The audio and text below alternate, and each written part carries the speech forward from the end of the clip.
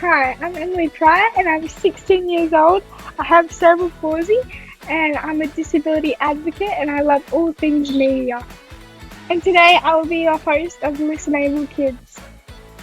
First up, we've got Daniel, who is 14 years old, disabled, and loves to play wheelchair power sports such as soccer and hockey, and has also represented Australia. So it's really cool to, chat with you. So welcome to the this episode of the podcast. Thank you. We are going to have a awesome little chat here. I guess tell everyone a little bit about yourself and who you are and what's it like growing up with your disability and what life is like for you. So I'm 14 years old. I love powerchair sports such as hockey and powerchair soccer. I also like doing drums and piano, so I'm quite into the music side of things, I guess. And I also have quite an extensive Lego collection that is, yeah, been growing for a while now. And I also fly. I also have been getting into flying drones a little bit recently. So I have a form of muscular dystrophy called LMNA CMD, which is a muscle degrading disability, which means that basically over time my strength slowly gets weaker and weaker. I am a full-time power chair user, and I can walk for very short distances, but it has to be fully supported. I wear AFOs, which are basically leg braces, full time, or in the day and one at night, and I also wear a back brace full time. Growing up, for me, I guess I've been really quite lucky to grow up the way I have with the people around me because everyone's so supportive, like my family and friends. They're also supportive. When I was younger, I used to, me and my sisters, every day we used to go down to a bush track, which is 5 minutes down our street. So I used to walk down there every day, and I used to drive my chair to the beginning of the track and then get out, walk as far as I could, and then my sisters would carry me the rest of the way. If they kind of take turns carrying me, and we go about 10 minutes down the track, turn off, and go into this little area where we used to spend hours building huts and playing, and we take lunch down there. So yeah, life has been pretty lucky for me. That is good and really important that your family supports you and you're still able to do things that other kids would do, other kids your age. You mentioned before about doing um the power wheelchair soccer and hockey. So can you explain a bit about those sports and why you like them and a little bit about the game for us? So, Powerchair Hockey is a very fast-paced and aggressive sport. It's played on it's played on a normal basketball court. So there's two different ways that you can play it. You can either play it with a hand stick or a T stick. So I play it with a hand stick because I have enough strength in my shoulder and my forearm to be able to hit the ball with the stick. But people who don't have quite enough arm strength, they have what's called a T-stick, which is basically a piece of plastic that is stuck onto the front of the wheelchair, where you can hit the ball with that and dribble the ball and all that. So Also, according to strength, you're classified. You're only allowed 12 points on the field. So I personally am at 2.5. It goes from 1 to 5, I think it is. So it's it you're only allowed 12 points all up. So I know people who are 1.5 strength level and people who are 5s and 4.5s and stuff like that. Oh, so it's based on how strong you are. Yeah. Yeah. Well, some teams play it like that, but some teams often just put, well, not often, but some teams just put different people wherever, according to where they like to play the best and where they play the best themselves. So, Powerchair Soccer is a 4-on-4 game played on a basketball court again. It's played with a adapted chair, basically with a big cage out the front that you hit the ball with. It's kind of like a battering ram. So the best way to explain it, I guess, is a combination of soccer and pool. It's like angles and where Oh to hit yeah. the ball, what angle to hit the ball on. Yeah. Um, the it does have a small part of strength related stuff. So there's only two classifications in this one though. There's P1 and P2. So I'm a P2, and the rule is you have to have a P1, which is a lower strength person on the team. There's no there's no maximum amount of points though, I don't think. So the World Cup for Powerchair Soccer is actually hosted in Australia this year. It's in Sydney in Homebush, um, October 15th to 20th. Yeah, it's free entry and anyone can enter. Cool. I feel like I would really like power wheelchair soccer because I have done like inclusive soccer before where I've like played in my wheelchair and it's really fun because you can just like Yeah, use your wheelchair as an advantage. So I feel like I would really enjoy that. yeah, it's a lot of, I guess, chair control. It Yeah. takes a little while to get used to the chair control. Yeah.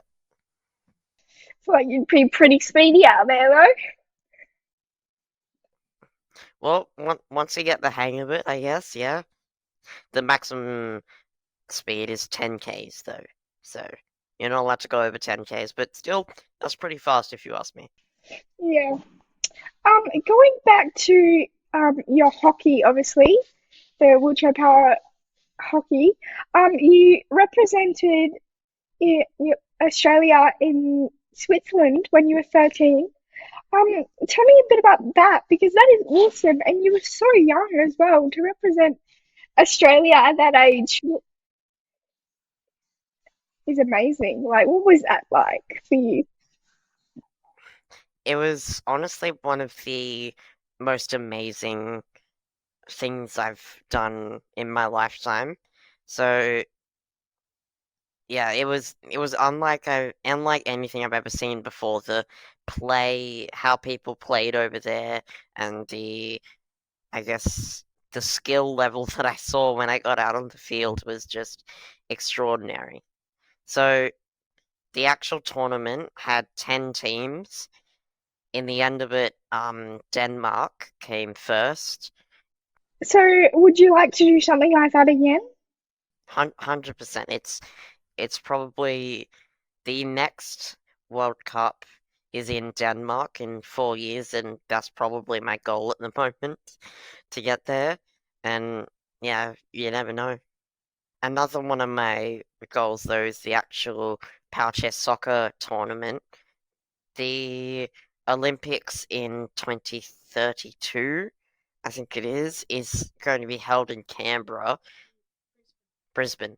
Sorry, it's going to be held in Brisbane, and there's going to be a showcase, or we're trying to get Powerchair Soccer in as an actual Olympic sport.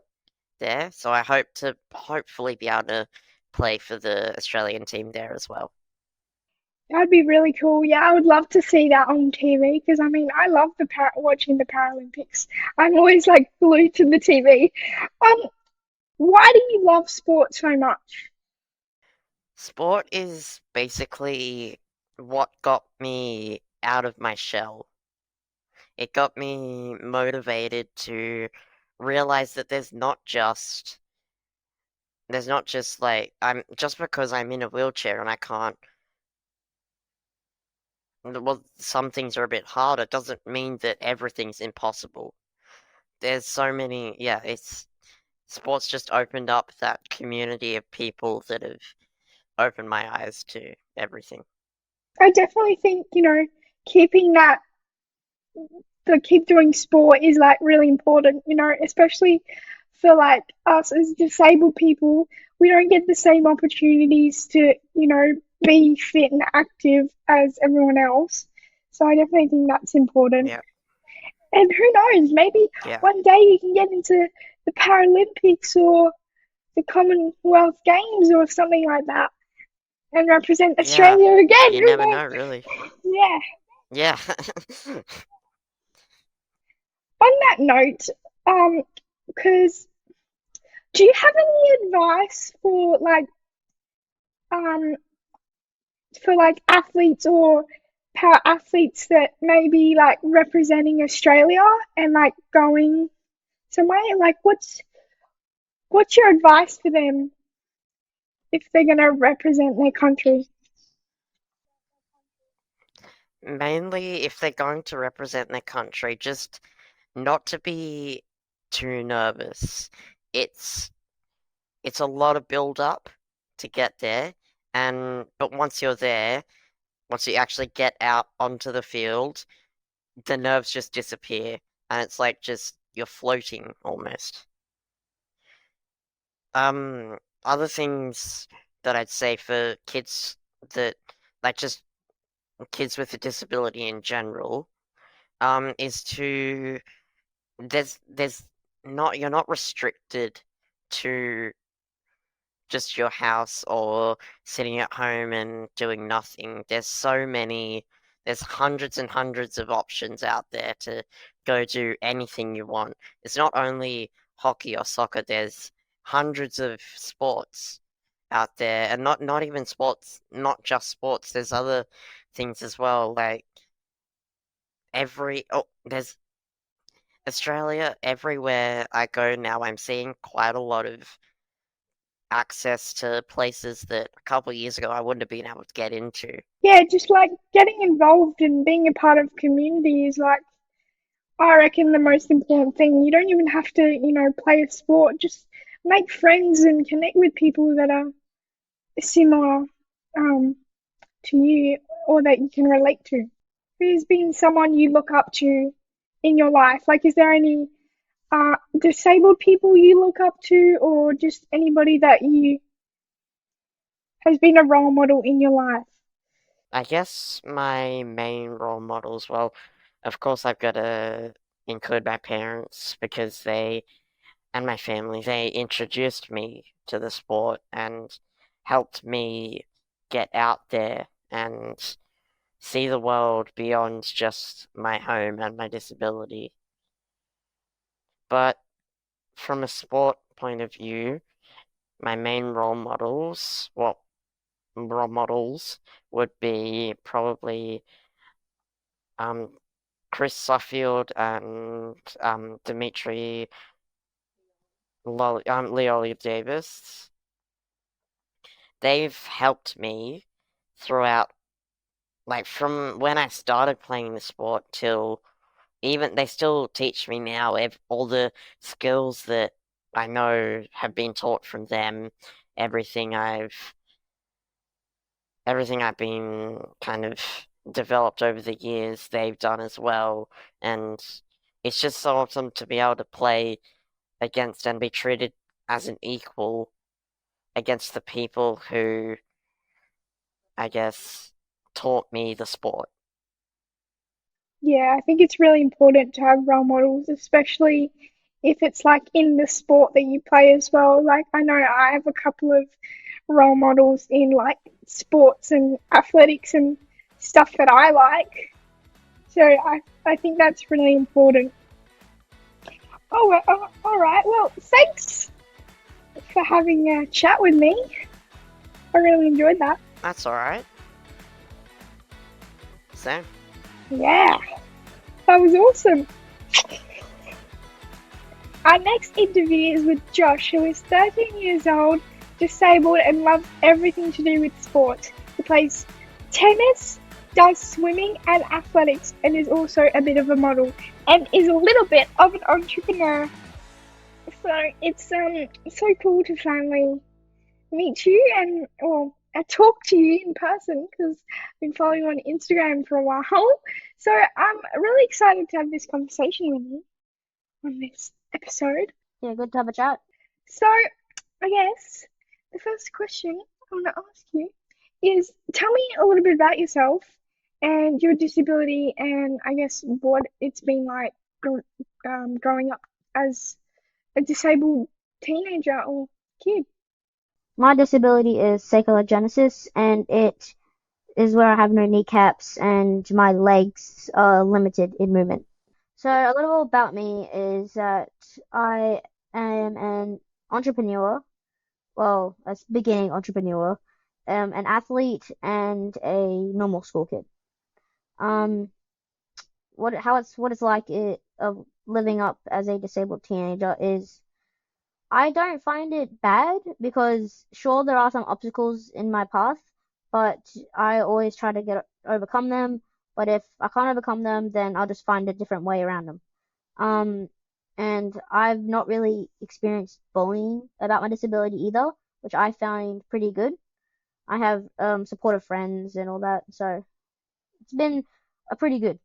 I was raised to be really independent. Like when I was younger, my mom would maybe get in the car by myself. Um, Even though I couldn't really move my legs, I had to figure out a way. I found a way. And then there was also one time where I wanted to drink a boost juice, but also get some exercise in. So I did a handstand, like you know what, like I did a handstand on my coffee table, like standing there while And drinking my drank the boost boost juice. juice like upside down. Yeah, yeah, and I would somehow did not fall. It was funny, and that was basically how I started. Like that's how I started my gym experience because my mom said you're really fit, athletic, you should go to the gym if you want to stay like that. So, can you tell me a little bit about your sport? Because, I'm seeing that you do a lot and you have a very busy schedule. The sport that I do is tennis, swimming, and a little bit of track. Um, and for tennis, I find it good because you can just wheel around, have a hit with a mate, and you get to grow connections along the way, especially interstate, which I find is good. So if you're in if you're in those states again later on, you have some friends there and all that. Uh, for swimming, I like it and all because it's fun to race your friends as well in the water because instead of on land and I'm in a wheelchair and they can run, we are both swimming and yeah. That's what I find because, I do a little bit athletics too. And I'm so like glad that I did that because I like found out like now I have so many more connections with people. And like it doesn't matter if we're doing a different sport, we always, support each other, which I think is really important. Yeah, it's a good thing because you can also make good connections along the way. So I know that you play tennis and then you have your normal day chair. What's the difference between the two? And like, do you have a preference? Like, do you prefer your tennis chair better or your day chair? Well, the difference for my tennis wheelchair compared to my regular wheelchair is that the tennis wheelchair has the wheels are slanted out more, so it has more stability in it for whenever you do like the really sharp turns to get to the ball, and it's just really easy. and the tennis chair also has more wheels. So there's also one at the back, two at the front, two on the side, just so it doesn't fall. Where the other one only has four wheels, unless you have training wheels at the back. Do you have any funny stories about your wheelchair? Like, have you fallen out of it? Have you had to get out of your chair and like try and push it? Yeah. Okay. So, um, a lot of times after school, whenever the bell would go, either me and a friend or just by myself, I would go this back way of my school. All the other parents and kids went there, so it was safe. And it wasn't wheelchair accessible. There was a big hill, well, not big hill, but there was a rocky hill, a two plank bridge to go by, and tree stumps. Um, and I would push my chair down the hill into the bush so it didn't fall into the creek, throw my bag down, try to crawl down, get either my friend or a kid I knew to help me get my chair over, and then I would somehow get my way through it. It was an adventure, that's for sure. You're like, I don't care if this isn't wheelchair accessible. I'm just gonna do it anyway. One time when I was in school, my friend like pushed me into the bin and then she got yelled at by the relief teacher because we were being silly and she like rammed me into the bin and I almost fell out of my chair. Yeah, It was she was like, screw it. yeah. Have you done like any major competitions and for like your tennis or your swimming, and what does like training and preparation look like for that? For tennis, preparation before a tournament, I'd say a week before the tournament actually starts, I do all practice like matches and I just do lots of training as I can. Like this week, I actually have a tournament coming up next week. And I've been practicing and training, but it's always good to leave like a few days before it, time to recover and just relax and get your muscles not as worked up right before it. Yeah. Well, good luck for your tournaments. I hope you do well. Um, I guess for the future, for like your sport and stuff, would you want to like represent Australia in like the Paralympics or the Commonwealth, like the Commonwealth Games or something like that, like in the future? Or In the future, I am hoping to go up to the Paralympics, maybe even the AO for um tennis. Or just I'm just hoping to get up there with tennis in the future. Yeah, definitely. yeah, you're really good at tennis. I don't know how you do it because you have to go like so fast and then hit the bat and then go to the other end and like just follow the ball. Like I, I would, I feel like I'd be too slow. You need a lot of like strength, and If you do enough training, you'll get there. I still don't know how you do it. The funny thing is though, I'm the only one in my family who's actually that sporty. So I don't actually, I have no idea where I got my tennis side from.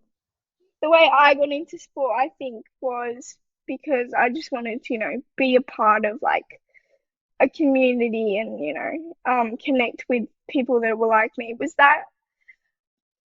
Was it like that for you, or did you just want to like, actually play a sport? Like why did you want to start? For me, it started off, I'm pretty sure it was when I was in year one, year two, and I'm pretty sure it was year one, and I was trying it out like at a school sport, extracurricular, trying it out, seeing if it was good, and I kind of got the hang of it, and then I just kept trying it out and playing it, and started getting better and better and better, and then I started doing it as a main sport. Kind of tying on to that question, is there anyone that you are influenced by or look up to? Like, is there any like, I don't know, athletes you look up to, or anyone in sport that you look up to? It could be anyone. I would say it would probably be, oh, that's a hard one. I'd probably say Nick Kyrgios. Probably because he's funny, yet he's also good at tennis. Like you can kind of do both. What about you? I have a few people that I look up to because I don't know. I basically I know when I'm watching the Paralympics and stuff on TV, I look up to like all those guys, especially because I like all the wheelchair rugby and stuff like that. So I look up to like Riley Bat, Chris Bond, like all those players because that's really fun, and it's like bumper cars. It's amazing. Yeah, I like watching the gymnastics part or whatever because of like the amount of core strength and that they need to actually do the flips. So you do all those sports. So what does like I'm gonna say what does a week look like for you? Because I know you do like multiple training days. And how do you fit everything in? Because you're a busy man. So a week for me looks like on Mondays I do gym in the morning and I do then not swimming, tennis in the afternoon. Tuesdays I do swimming in the morning and I do tennis in the afternoon. Wednesday I do gym in the morning, tennis in the afternoon. Thursday I do swimming in the morning, tennis in the afternoon. And Friday I do nothing actually in the morning, but during the afternoon I do like a gym crossed with like mental stuff and like dietitians and all that. Saturday I Saturday I also do tennis, but I've also been thinking of today I actually was talking about getting some work hours in actually for experience. Oh, wow. I can't. I do gym 3 times a week, and I thought that was hard. Because I've been trying to get hours because I've been trying to get a food safety certificate for my business, which I'm making. Is that I saw that on Instagram. With the biscuits that you made. You won an Yeah, award for your cookies. biscuits. Yeah. Yeah, Could you it's called the Brass Baker. It's basically about just making good cookies out of ingredients that you know, no added preservatives or chemicals added, like the store-bought ones you get. If I ever come over to visit you, then I know where to come to get some cookies. If I did have to go into business, I would have all the work experience. Like as I said before, I'm actually getting some work experience like soon actually. In 2 weeks' time, I'm going into this local cafe and just doing some stuff there to get a food safety certificate, which would save me a lot of time and effort having to try to get it later on in life. You're gonna be pretty successful. I feel like you're gonna be really successful. Do you have any advice for like anyone watching or any young disabled kids or teenagers out there? Like what's your best advice you could give to someone? No matter how hard or big the obstacle would be, find a way around it. Even if you can't, give it a minute, take a breath, and just keep going at it, and you'll eventually overcome it. I like that. Finding a way around barriers. It's good. Well, thanks for having this conversation with me. I really enjoyed talking to you as always. You're welcome. Thanks for having me. Thank you for listening to ListenABLE Kids. If you would like to learn more about our guest, please look at the links below.